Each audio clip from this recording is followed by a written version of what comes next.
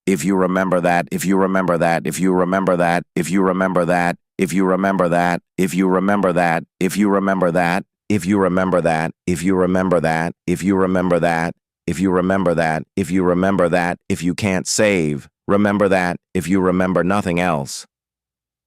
Then he had fallen silent again, and Morrison had retreated, and the moment had passed into memory. But he remembered, and he would always remember.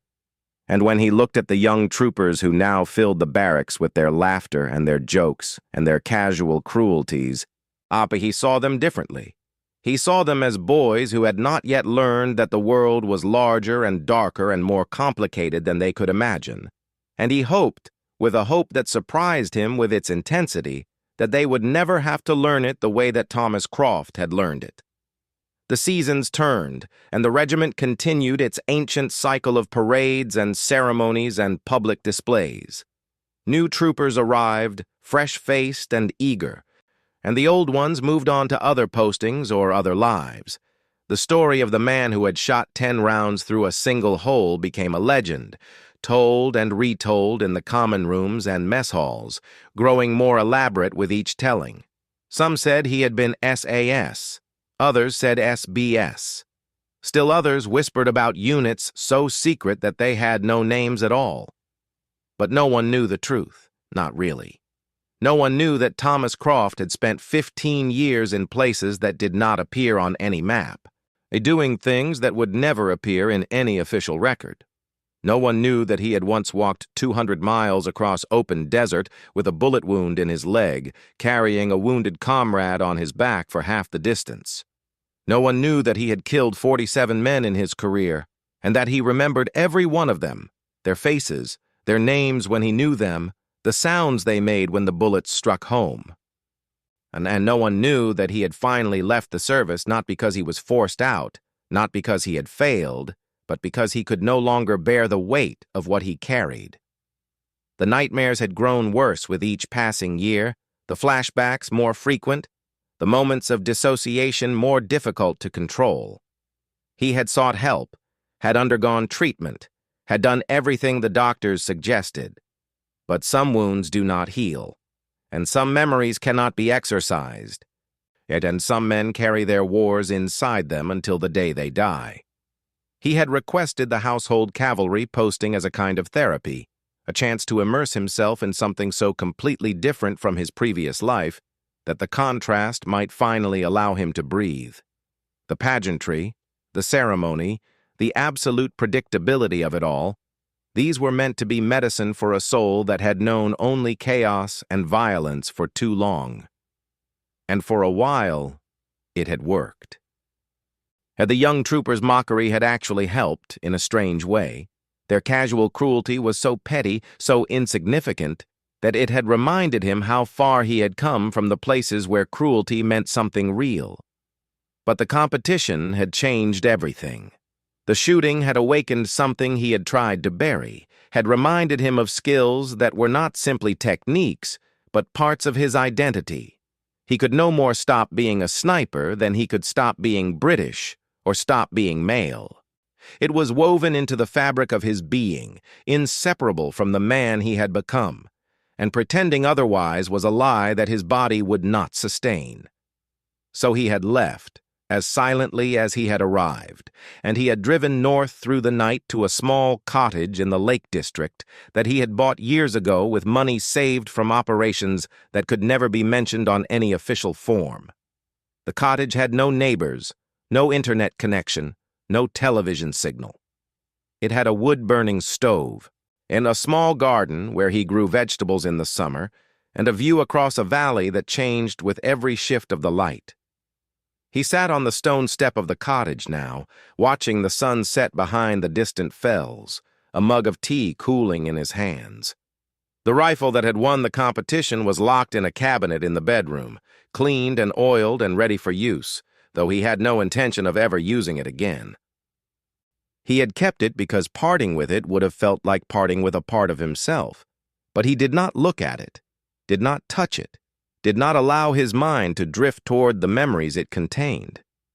The young troopers would be gathered in their common room now, he supposed, telling stories and laughing at their own jokes and preparing for another day of pageantry and ceremony. They would never know who he really was, never understand what he had done or why he had done it.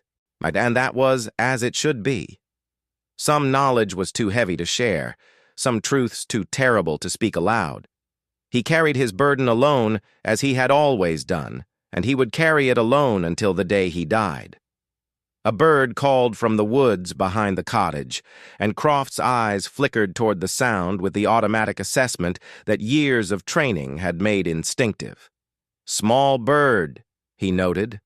Ground feeder. No threat. He caught himself doing it and smiled slightly, at a rare expression that transformed his weathered face into something almost gentle. Some habits never die, he thought. Some instincts are too deeply wired to ever be removed. He was a sniper still, would always be a sniper, would carry the skills and the memories and the nightmares until his last breath. But he was also a man, sitting on a stone step, watching a sunset, drinking tea, and being grateful for the simple fact of being alive. It was enough. It had to be enough. In London, the regiment continued its ancient rhythms, and the young troopers who had mocked Thomas Croft went on with their lives. But they were different now, marked by the knowledge that they had been wrong about something important. They looked at the silent soldiers among them with new eyes, wondering what depths might lie beneath the surface, what stories might never be told. And sometimes late at night, when the barracks was quiet, and the only sounds were the distant traffic and the occasional stamp of a horse in the stables, they thought about the man who had shot 10 rounds through a single hole, and they wondered where he was, and whether he had found the peace that had eluded him among them. Morris